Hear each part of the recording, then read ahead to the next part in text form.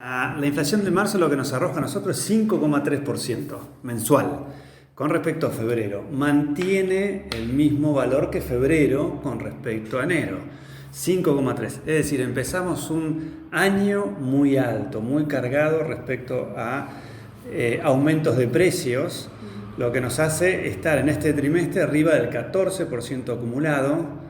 E interanual, es decir, de marzo del año pasado a marzo de este año, del casi 53%. Es decir, hay una reversión de la curva, podríamos decir. Había un descenso que habíamos observado sobre la segunda mitad del año pasado y principio de este año se revirtió. Empezó a haber una curva o una tendencia hacia arriba. Y la interanual también, es decir, los alertas son... Hay grandes aumentos de precios en niveles muy altos. Se espera que a partir de abril disminuya este ritmo inflacionario. También se espera que en marzo al INDEC le dé entre 5 y 6%. Y ya se está anunciando, el propio gobierno lo está anticipando, que el mes de marzo va a ser complejo. Una de las razones es que el conflicto bélico entre Rusia y Ucrania, hizo mucho ruido a nivel internacional y por supuesto a nosotros, porque nosotros somos importadores de energía. Por otro lado, somos exportadores de cereales y el aumento del precio de cereales nos juega a favor. Pero en definitiva, este ruido internacional bélico complicó las cuestiones internas, además de las propias que ya tenemos. Entonces, esto por un lado.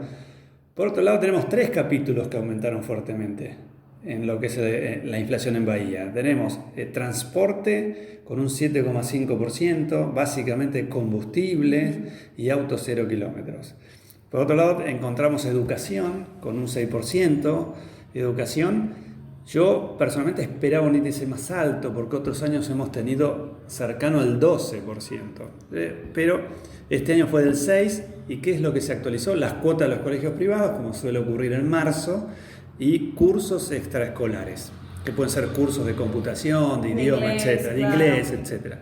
Claro. Y tenemos alimentos y bebidas, que siempre está dando vuelta y que siempre miramos de manera distinta, porque es el de mayor peso en la canasta. El aumento fue del 5,7, es decir, esos 3 todos por encima del nivel promedio, del 5,3. Y lo que es el índice, por categorías, nosotros tenemos que las categorías son IPC núcleo, IPC estacional e IPC regulado. Y de esa manera miramos qué es lo que está, impulsando la inflación. Si lo hacen los regulados, que vienen bastante quietos, o si lo hacen los estacionales, que es frutas y verduras, que básicamente en enero y febrero tuvimos cercano al 9%. ¿Qué decía? ¿Qué quiere decir eso? Que teníamos muchos aumentos de frutas y verduras durante enero y febrero. Enero tuvimos estas altas temperaturas y hubo mucha sequía, pero marzo no fue así. Marzo, por suerte, no incidieron tanto los productos estacionales, pero sí regulados, con aumentos de tarifa telefónica también, combustible, también tuvimos los colegios, todos esos son regulados. Falta lo que son los servicios públicos, que a partir de este mes van a empezar a incidir en la inflación. Y lo que es IPC núcleo, que sea todo lo demás, está en un 5,1%, es decir, son niveles altos, que hace que tengamos este ritmo inflacionario tan alto, ¿no? Gonzalo, te quiero preguntar en realidad más tu opinión, porque ¿qué opinas de los precios cuidados, de los precios también baratos en la carne? Bueno, ahora el programa también que van a sacar a partir del 7 de abril el gobierno, ¿esto ayuda, no ayuda? Bueno, es un tema de mucho debate, porque yo entiendo que el gobierno, no porque también el anterior lo comenzó a hacer, ante la escalada inflacionaria, ¿qué se puede hacer en el corto plazo? Esa es la gran pregunta, porque en el largo plazo yo creo que todo se podría hacer, pero tenemos urgencias. Urgencia propia del gobierno, que no anduvo bien las elecciones del año pasado, le queda 2 años de gestión y tiene una mancha negra que es la inflación, el control de la inflación y la pérdida del salario real. Esas son sus 2 grandes cuestiones a resolver. Entonces necesita inmediatamente tomar acción Y esta es una opción. A ver, necesito un consenso con los grandes productores de alimentos de la Argentina, los grandes comercializadores de Argentina, grandes cadenas de supermercados, que esto es lo que venimos haciendo. Se va renovando el acuerdo de precios cuidados. 1.200, 1.500 productos, donde de manera trimestral se aceptan o se avalan determinados ajustes en los precios. ¿El problema cuál es? El problema es que cuando el gobierno fija sin consenso precios máximos, los productores o las cadenas de comercialización o mayoristas lo que hacen es ajustan por cantidad. Entonces por eso vemos desabastecimiento. Si yo, productor, no puedo poner mi precio porque viene alguien externo, como puede ser el gobierno, y me lo fija un tope, yo tengo una variable de ajuste que es, bueno, entrego menos. Claro. Eso puede ocurrir, pero si hay acuerdo y consenso, no debería. Y la otra cuestión es cómo llega este acuerdo de precios al comercio de cercanía, que es el comercio minorista, y a los chinos, que también los incluyen. Entonces, esto se va a empezar a implementar de manera conjunta a partir de los próximos días. La pregunta tuya, si tiene efecto o no, yo te diría que en el cortísimo plazo, sí, porque contiene. El tema es que se cumpla. Entonces, tiene que haber acuerdo, tiene que haber, los precios cuidados se están retrotrayendo a principios de marzo, porque las grandes variaciones ocurrieron cuando el presidente dijo, dentro de 2-3 días voy a combatir o vamos a iniciar la guerra contra la inflación. En definitiva, da tiempo a que los productores o los comercializadores se anticipen y hagan un aumento, ajustes previos a esa posible guerra. Claro. ¿Qué hace el gobierno? Volvamos a antes de que yo lo haya anunciado y antes que vos, como productor o como comercializador, en definitiva, aumentaste tus precios. Es decir, en el corto plazo te debería tener efecto, en el medio y largo plazo hay que tomar otras decisiones. No se puede el gobierno querer controlar los precios porque no es eficiente, no hay mecanismo de control, porque hay muchísimos supermercados pequeños y de cercanía de cómo hacemos para fiscalizar de parte del gobierno que se cumpla. Y cuando uno tiene una traba o un precio máximo, siempre la cadena de comercialización trata de aumentar precios que están por fuera del acuerdo o desabastecimiento. Bueno, hay ciertas guerras, como dice el presidente, de controlar precios o no. En principio, corto plazo pareciera que sí, pero a largo plazo tiene que tener otras medidas más importantes. ¿Cómo cuáles? En definitiva, tiene que contener las malas expectativas. El empresariado en Argentina hace años que no tiene buenas expectativas y necesitamos anclajes. Anclajes es pilares de proyección. ¿A dónde queremos ir? ¿Qué tipo de país queremos? ¿Qué nivel de crecimiento? ¿Cuáles van a ser las exportaciones? ¿Cómo vamos a acceder al crédito financiero que hoy es tan complicado? Las trabas que tenemos, si hay más retenciones, si no hay menos retenciones, si damos un bono, si no damos un bono.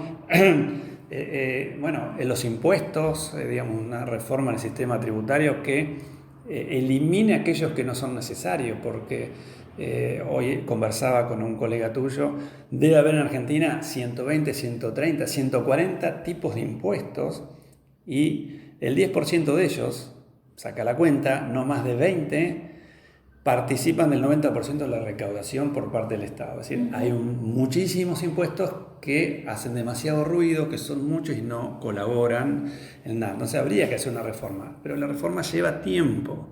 El problema ¿cuál es? Que todo lo que querramos hacer lleva tiempo. Claro. Y no hay tiempo. No me alcanza para comer ahora. Vos lo acabas de decir.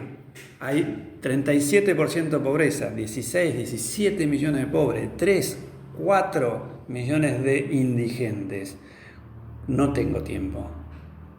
Entonces, hay muchas urgencias, pero no es nuevo. Hace 2 décadas que tenemos 40 años que no podemos bajar la pobreza por debajo del 20%. Entonces, de alguna otra manera necesitamos políticas de largo plazo que apunten a estas cuestiones. Mayor educación, que los chicos menores de 14 años puedan comer y educarse, que son los que nos van a gestionar el país, tanto pública como privada. La última, Gonzalo, y que también perjudica a la Argentina que la cantidad de jóvenes arriba de 21 años deseen irse del país y ya la cantidad que lo han hecho? Bueno, ese es un problema. Cuando uno tiene un país que no le cuesta crecer, que le cuesta generar empleo genuino, porque hay mucha gente que está desempleada, 37%, son 16, 17, como decíamos recién, millones de pobres, obviamente de diferentes edades, pero tenemos que abajo de los 14 años, arriba del 50-55% de pobreza hay. Es decir, tienen problemas para alimentarse, obviamente para educarse. Si es algo que no van a hacer es ir a educarse, lo que están haciendo es tratar de salir a buscar el pan de todos los días. Cuando deberíamos nosotros ocuparnos de que estén yendo a la escuela para dentro de 10 años insertarse. Y aquellos que tienen 20 años o que terminaron la escuela, sobre todo el sexo femenino, también tiene muchas complicaciones para encontrar su lugar en el mercado laboral. Entonces, ante esta cuestión, ante esta proyección que uno hace, que la inflación podría llegar a ser del 60%, y ¿cuándo salimos de esto? Claro. No hay ya, obviamente el crecimiento que tuvimos el año pasado es excepcional, como fue la caída del 10% en el 2020, crecimos 10% en el año pasado, pero este año ya va a ser más moderado. No importa que sea moderado, lo importante es que se sostenga en el tiempo, pero estamos complicados a nivel de estructura de país, de generación de empleo, y los chicos jóvenes miran el exterior. Y uno a veces, bueno, tiene que tener el coraje de irse, pero también hay otras oportunidades afuera. En Argentina también las hay, pero a veces la gente, o los chicos más jóvenes, y a veces no tan jóvenes, prefieren apostar por otras realidades. Es que sobrevivir acá en Argentina. Claro, es como la canción de Víctor Heredia, que es Sobreviviendo, es eso, es sobrevivir acá o hacer el intento de sobrevivir en otro lugar donde uno estima, por lo que lee, por lo que estudia, por lo que nos comentan, es otra calidad de vida. Claro. Y yo estoy pensando si uno va a Europa, pero a veces no hay que ir a Europa, a veces uno va a un país latinoamericano, que a veces en ciertos países hay cuestiones complejas, pero la cuestión de la inseguridad es mucho menor, la cuestión de índices inflacionarios están en Chile o Perú, Brasil va a tener 10% anual, Chile el 2, 3%, 4% anual, lo mismo Bolivia. Es decir, uno a veces no piensa en migrar a países latinoamericanos, mira a España.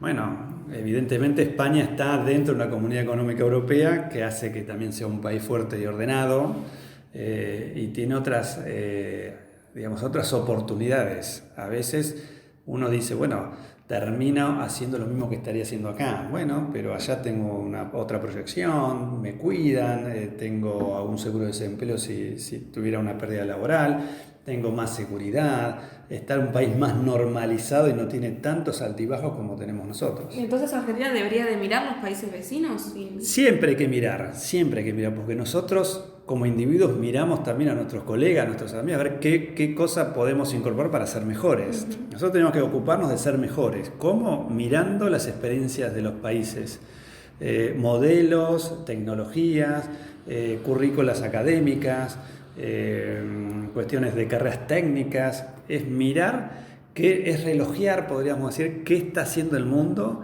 y qué están haciendo nuestros pares, porque mirar a Japón o mirar a Suiza o mirar a otros países muy de vanguardia, por ahí es como una distancia muy grande. Bueno, miremos a nuestro alrededor, qué cosas están haciendo que nosotros podríamos hacer, que yo creo que se puede incorporar. La cuestión es cómo consensuamos internamente. Gracias, Gonzalo. No, por favor, gracias a vos.